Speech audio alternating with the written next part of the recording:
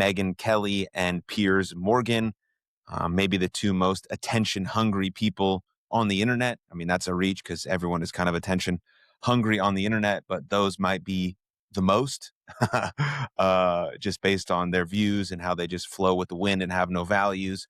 But anyways, it's all good. We're going to check it out and see how it goes. So looks like we're good to go on the stream. So let's jump in. Well, hello, everyone. My name is Aaron Mashbitz. Welcome to the stream, and let's jump in. I've got to ask you about what your former place of employment, CNN, is doing to keep up with the Piers Morgans of the world. Piers, they are jealous of your numbers and possibly my own. It's incredible what they are doing. They've decided that if they try to make Jake Tapper and Anderson Cooper and their sets look more like they are podcasters and in digital media, people will start listening to them again. They've got Anderson Cooper. They told him, take off your jacket and roll up your shirt sleeves. They got him the big microphone that was like Edward R. Murrow style, or that you'd see on a podcasting set. Jake Tapper literally did his show from his office with his panels squeezed in on his little couch because he says that's where they do their actual journalism from, Piers. So they're getting more authentic, they think.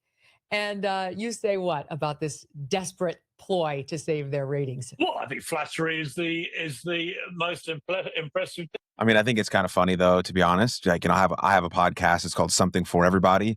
And really the only reason people have these type of microphones is because Joe Rogan did it and Joe Rogan made it famous. And so now every podcast needs it. You don't need it. Like if you go on Lewis Howes' podcast, like he just has the mic that clips here, and some other shows have the one that clips here. But Joe Rogan made the podcast in front of you famous. So now if you think you want to relate as a podcaster, you have to have that setup.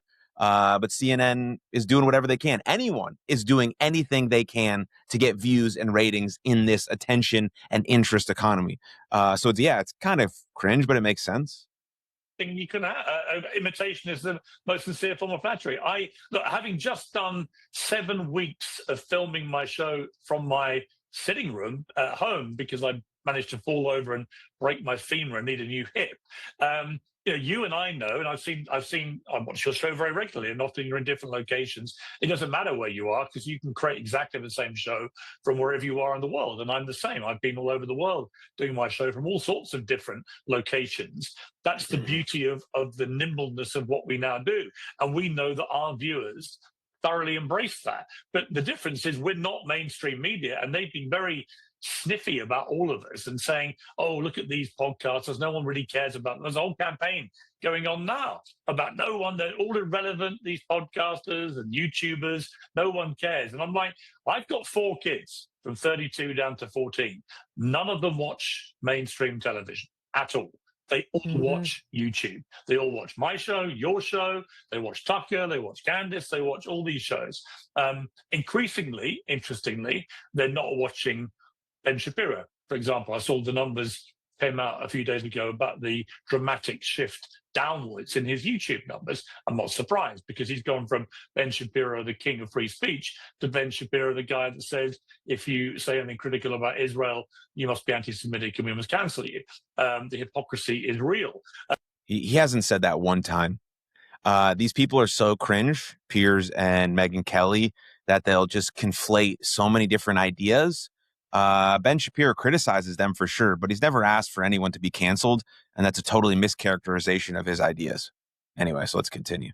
But when I see someone like Anderson Cooper, I have to say, in my experience of working with him, and I use that phrase advisedly because he was such a poisonous little backstabber when I worked there, watching him rolling his sleeves up with his big old microphone, trying to be Edward Morrow was one of the funniest things I've ever seen. I mean, at least with Jake Tapper. I found Jake Tapper's office mesmerizing. He's got so much cool stuff in there. But really, Anderson Cooper, the new Ed Morrow, do me a favor.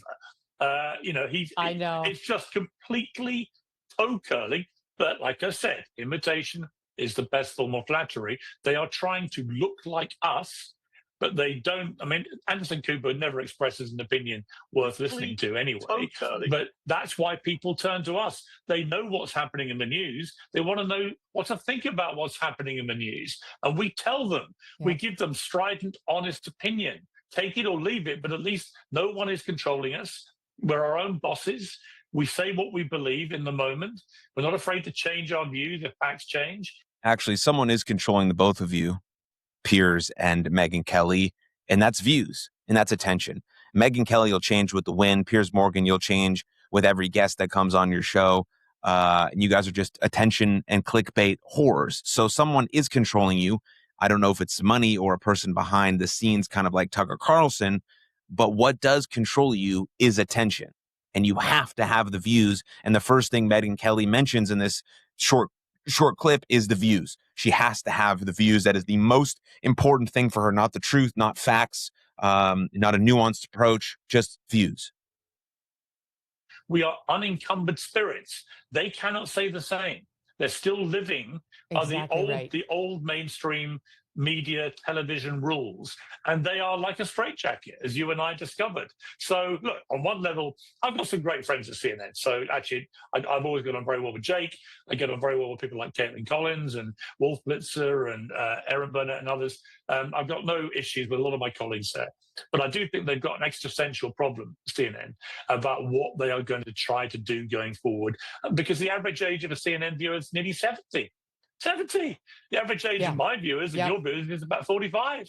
And the reason young people gravitate to us is we look quite cool to them. We're not sitting in, conventional mainstream media locations, preaching a kind of mainstream media. It's not the set.